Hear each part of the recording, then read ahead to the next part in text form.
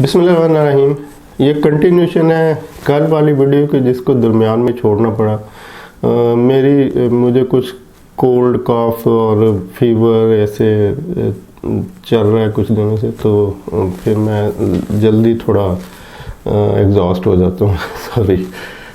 अच्छा, हम कर रहे थे कि start of procurement against new indent के इंडेंट आ जाता है प्रोक्योरमेंट डिपार्टमेंट में, तो फिर उस पे आगे जो काम प्रोक्योरमेंट वाले करते हैं, तो उसमें कुछ गपशप कल बता दी थी, तो उसी को कंटिन्यू करते हैं कि बार बार ये कहा जा रहा है कि जिस स्पेसिफिक जो स्पेसिफिकेशन होती है वो जेनरिक होती है, और लेकिन ये डॉक्यूमेंट्री एक बात है। मतलब जब भी हम बुक्स में देखेंगे या कहीं पे कुछ डेफिनेशन बतानी पड़ेगी तो हम यही कहेंगे कि जी जेनरिक स्पेसिफिकेशन होनी चाहिए। जितनी भी गवर्नमेंट की टेंडर वगैरह होते हैं तो वहाँ पे भी जेनरिक स्पेसिफिकेशन दी होती है, बड़ा स्ट्रिक्टली इसको फॉलो किया जाता है कि जेनरिक इंडेंट के अंदर या रिक्विजिशन के अंदर जेनरिक स्पेसिफिकेशन होनी चाहिए। कोई ब्रांड ना लिखा हो, कोई मॉडल नंबर, कोई स्पेसिफिक कुछ नहीं होना चाहिए, क्योंकि इससे कंपटीशन कम हो जाता है। तो हम प्रोक्योरमेंट इसलिए करते हैं कि ओपन कंपटीशन हो, मैक्सिमम लोग इसके अंदर शामिल हो सके, हर बंदा जो उस स्पेसिफिकेशन के मुताबिक सप्लाई कर सकता है वो पार्टिसिपेट कर सके। तो इसलिए ये सारी डॉक्यूमेंट्स में ये सब चीज़ें एक्सप्लेन की जाती हैं कि जेनरिक इंफॉर्मेशन हो। जो प्रैक्टिकली होता है वो समटाइम जेनरिक समझ आ जाती है, जो जेनरिक डिस्क्रिप्शन होती है उससे प्रोक्योरमेंट वाले समझ आते हैं, क्योंकि रिपीट ऑर्डर हो रहे होते हैं, मोस्टली रिपीट ऑर्डर हो रहे होते हैं। चीज़ें वही होती हैं जो हर दफ़ा मतलब पिछले माह आई थी, फिर अगले माह, फिर अगले माह। तो इसलिए प्रोक्योरमेंट वालों को पता होता है कि जी अच्छा ये आइटम अगर लिखी हुई तो इसका मतलब जो हमने फलां टाइम पे ली थी, तो वो पिछला पीओ खोलते हैं, उसी सप्लायर को उसी रेट के ऊपर रिपीट ऑर्डर कर देते हैं। लेकिन सम टाइम नई आइटम्स आ जाती हैं तो वहाँ पे भी जेनरिक इन्फॉर्मेशन ही दी होगी, लेकिन वो जेनरिक इन्फॉर्मेशन समझ नहीं आती उनको कि कैसे इसको हम आइटम को कैसे मैच करें इस जेनरिक इन्फॉर्मेशन से। तो जो प्रैक्टिकली होता है जेनरिक इन्फॉर्मेशन के साथ वो होता है कि जब भी जेनरिक इन्फॉर्मेशन इंडेंट के ऊपर आती है तो फिर प्रोक्योरमेंट वाले फ़ोन करते हैं पीछे एंड यूज़र को कि जनाब इसको थोड़ा सा हाइब्रिड कर दें, यानी इन्फॉर्मेशन को थोड़ा सा हाइब्रिड होता है जिसमें ड्यूअल सिस्टम हो, कि जेनरिक तो हो लेकिन साथ कोई दूसरी ऑप्शन भी अवेलेबल हो। जैसे दूसरी ऑप्शन क्या अवेलेबल हो सकती है? दूसरी ऑप्शन फंक्शनल हो सकती है, परफॉर्मेंस बेस हो सकती है, डिज़ाइन बेस हो सकती है, ट्रेड नेम के साथ हो सकती है, सैंपल की रिक्वेस्ट हो सकती है, तो या कुछ और भी हो सकती है। तो अब ये हाइब्रिड क्या है? हाइब्रिड होता है जिसमें दो सिस्टम हो, यानी जैसे हाइब्रिड कार होती है तो उसमें फ्यूल भी होगी और इलेक्ट्रिक भी होगी, या डीजल भी होगी और कोई दूसरी ऑप्शन। तो हाइब्रिड दो सिस्टम का मजमूआ होता है। तो अब हमने क्या कर दिया कि हमने स्पेसिफिकेशन को हाइब्रिड कर दिया कि जनाब आपने जो इंडेंट में लिखा हुआ है वो तो ठीक है कि जी आपको इस तरह की चीज़ चाहिए, लेकिन हमें नहीं समझ आया, तो आप इसको फंक्शनल कुछ कर दें। फंक्शनल से क्या मुराद है कि आप इसका फंक्शन समझाएं हमें कि आपने जो चीज़ डिमांड की है वो ज़रा फंक्शन एलेबोरेट कर दे, ताकि हम सप्लायर को बता सकें कि हमें इस आइटम से ये फंक्शन रिक्वायर्ड है।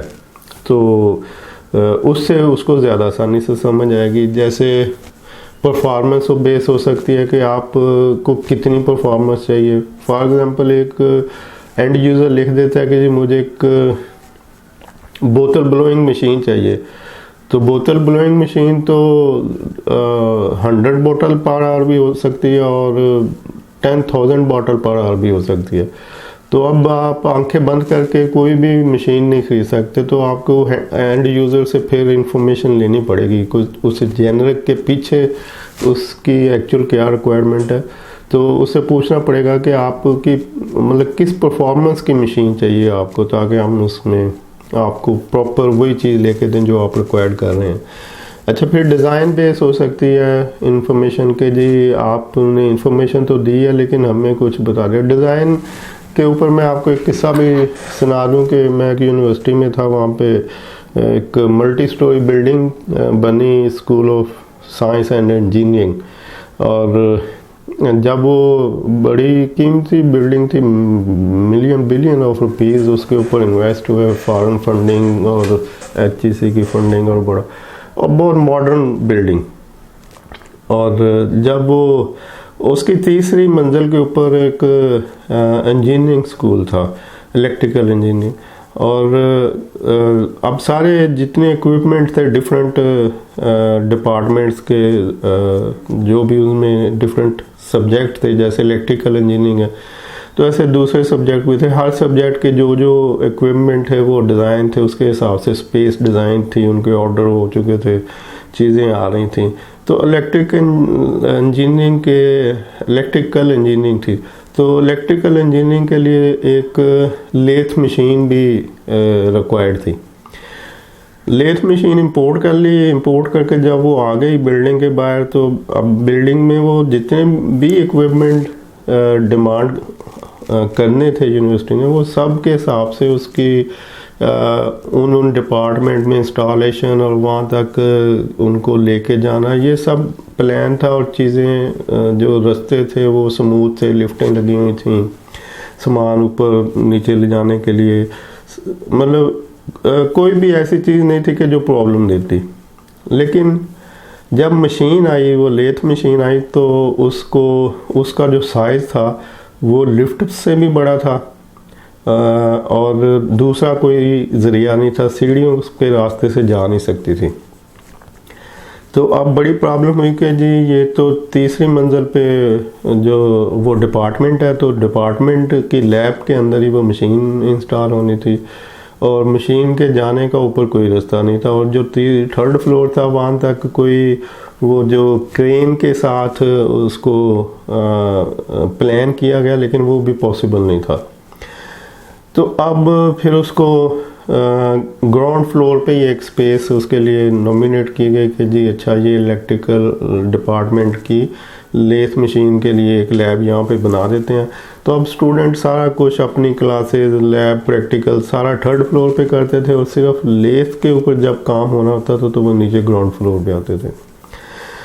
मकसद बताने का ये है कि डिज़ाइन कैसा होना चाहिए, कोई भी प्लांट मशीनरी या जो भी चीज़ डिमांड हो रही है वो भी बेस करता है कि आप वो प्रोडक्ट तो ले लेंगे, प्रोक्योर कर लेंगे, लेकिन जब वो उसकी इंस्टॉलेशन की ज़रूरत पड़े तो समझ आए कि जी वो जो प्रॉपर स्पेस थी उसके लिए बनाई गई वो उस हिसाब से नहीं है। तो इसलिए डिज़ाइन को कंसिडर किया जाना चाहिए।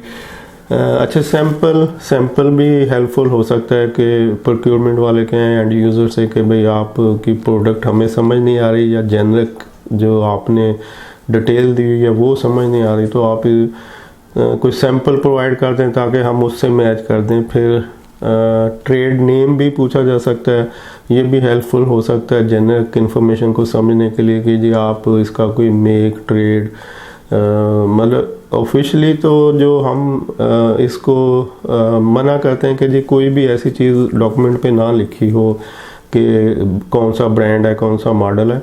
लेकिन ये मैं उस सूरत में बता रहा हूँ कि जब चीज़ें समझ नहीं आती, जब प्रोक्योरमेंट उस जेनरिक इन्फॉर्मेशन को फॉलो करते हुए डरती है कि ये इस इन्फॉर्मेशन पे अगर हमने कुछ ले लिया तो हो सकता है वो रिजेक्ट हो जाए, तो फिर जो वो इंक्वायरी करती है एंड यूज़र से, फिर वो जो प्रोसेस रिवर्ट बैक चलता है उसमें फिर सैंपल मांगा जा सकता है, उसमें कोई ब्रांड नेम पूछा जा सकता है कि जी कोई ब्रांड बता दें कौन सा चाहिए, या उसमें परफॉर्मेंस बेस इंफॉर्मेशन मांगी जा सकती है, उसके ऊपर डिज़ाइन बेस इंफॉर्मेशन मांगी जा सकती है, फंक्शनल बेस इंफॉर्मेशन मांगी जा सकती है। तो इस तरह से ये इंफॉर्मेशन जो हैं ये प्रोक्योरमेंट में इंडेंट को प्रोक्योर करने के लिए हेल्पफुल हो सकती हैं, और इसको कंटिन्यू रखेंगे नेक्स्ट। थैंक यू, अल्लाह हाफिज़।